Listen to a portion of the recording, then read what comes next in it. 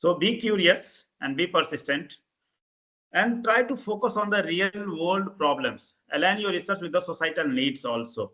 Some of the suggestion is the identify your niche. Means focus on the solving relevant and impactful problems within your area of expertise, whatever you are having. Hello everyone, I'm Dr. Mohammad Riyad, co-founder of ExpertGate, and I'm excited to host today's episode of Expert Talk.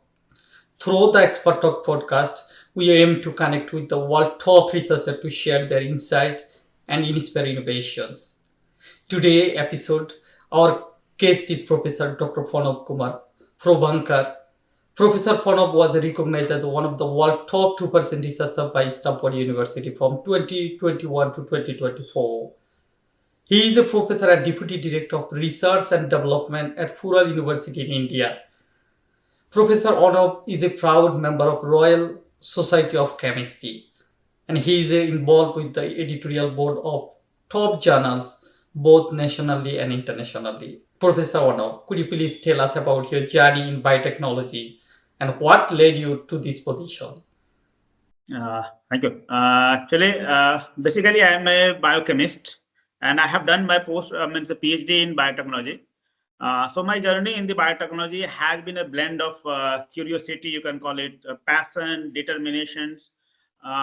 When I started my academic foundations in the clinical biochemistry, it has been fascinated with the integrated mechanism of molecules. When I think about the cells, now in our rooms, if we are having number of things, we cannot find our components, our things, books. But think about the cell. Inside a cell, which is invisible, you have so many biochemical pathways, and all those pathways are in a regulatory manner.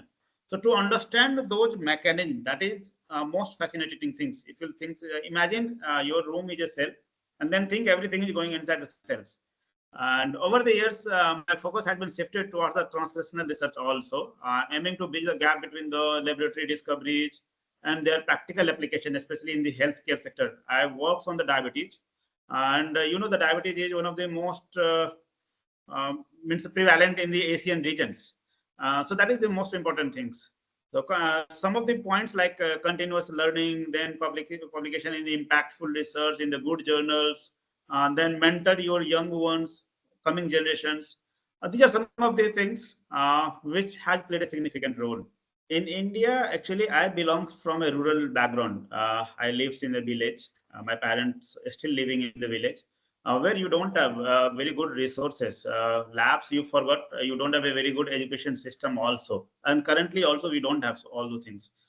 So from there, if we'll see, means in my surrounding, there are a number of people who has been, means they have different kind of diseases like metabolic disorder, you can call it, food, different kind of food habits. So normally I have been inclined towards the metabolic, means medical sides slightly. Because I tried for MBBS and I have not got admission in the MBBS, so alternate route was the go for clinical biochemistry or biochemistry, and then I worked on the diabetes, because diabetes is a metabolic disorder. You can call it a silent killer, where number of people, roughly 2/3 people, does not know that they are having diabetes till it is diagnosed. In village, it is a very difficult task because people are doing physical activity, so their glucose level suppresses, but they don't know that they're having diabetes. So that was the means one of the important points which triggered me to work on diabetes. So I started working on diabetes. And if you see the diabetes medicines in market, we don't have too many medicines for the means regulating the secondary complications for the diabetes. It is not possible for every poor people to manage insulin means injection every day, because it was costly. So I tried to focus on some of the research where we can reduce the cost of the diabetic medicines. So that was my point. From where I have started thinking about my research area, and I inclined my work towards that one.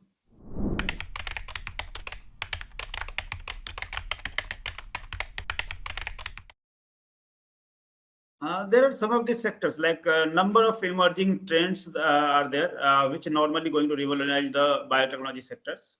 One of the important sector is the synthetic biology, you can call it, molecules, you can call it, where normally we design and engineer biological system which produces the sustainable solution. Because if you see United Nations, they are more inclined toward the different sustainable goals. Second important thing is currently which we are working in different field, not only in the biology, biotechnology, health sectors, even in agriculture also.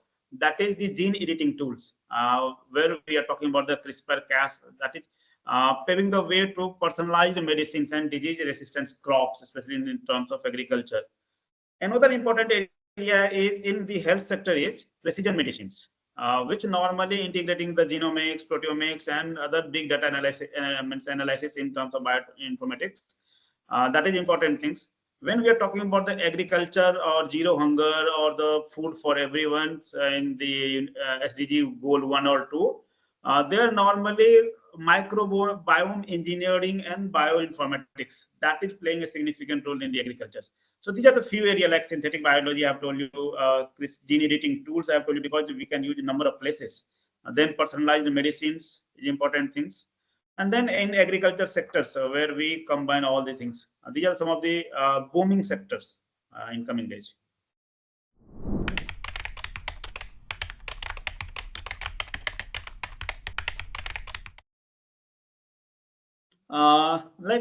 We are having some of the collaborations. Like one of my colleague, he is working in the University of Alabama, and we are having a huge collaboration with them. Then another my collaborators, he works in the you can call it the Vietnam, Stanford University. So these are the two major collaborations outside India we are having. And then some partial collaboration, not you can call it my direct collaboration. It is indirect collaborator through collaborators. That is from the Australia we are having from this University of Sydney. In India, we are having a number of collaborations from the different organizations, either the government or the private organizations. Even IIT Madras, because I have done my PhD from IIT Madras. So I'm having a good collaboration from the IIT Madras. And then Naipur Raebareli, we are having collaborations. Central University of Punjab, we are having collaboration. So we have some of the collaboration which normally results into the good results and good output. Because nowadays, you need collaboration in every field. In grant proposal also, for funding also, because if you see the biotechnology sectors, the major challenge is two things. One is the funds, because it is a costly, experiments are very costly, instruments are very costly. And second is from the regulatory body. You need some of the approvals and the regulation. That is the two major hurdles. And their collaboration certainly helps you. Certainly, we are looking for collaborations. It helps both ways, both of us. And if I have to ask for preferences, I will go for the university collaboration, because it will give you better output in terms of collaboration. Once you will have a product or you will have a better output in the industrial, means academic research, then you can go for the industrial application or industrial productions for that one. So industry comes in after the academic collaborations, the research collaborations, you can call it. And which type of collaboration I am looking of, because number of calls you will see for the proposals and the publications. They normally ask for the two different country, and means you can call it the bi-continent collaborations. Means like we are having number of collaborations like Indo-Italy, Indo-German, Indo-France, Indo-Australia, Indo-UK. So India Department of Science and Technology normally have number of calls where we can have a partner from the Australia or some other country also. So there certainly it will help us.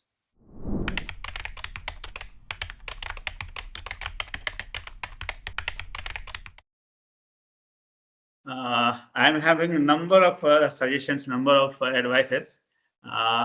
First, stay curious and persistent. Even in my classroom, I asked students, someone had to ask question. Either a student will ask question or faculty will ask question.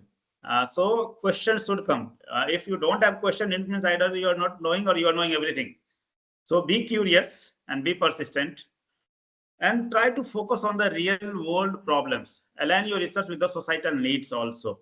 And some of the suggestion is the identify your niche.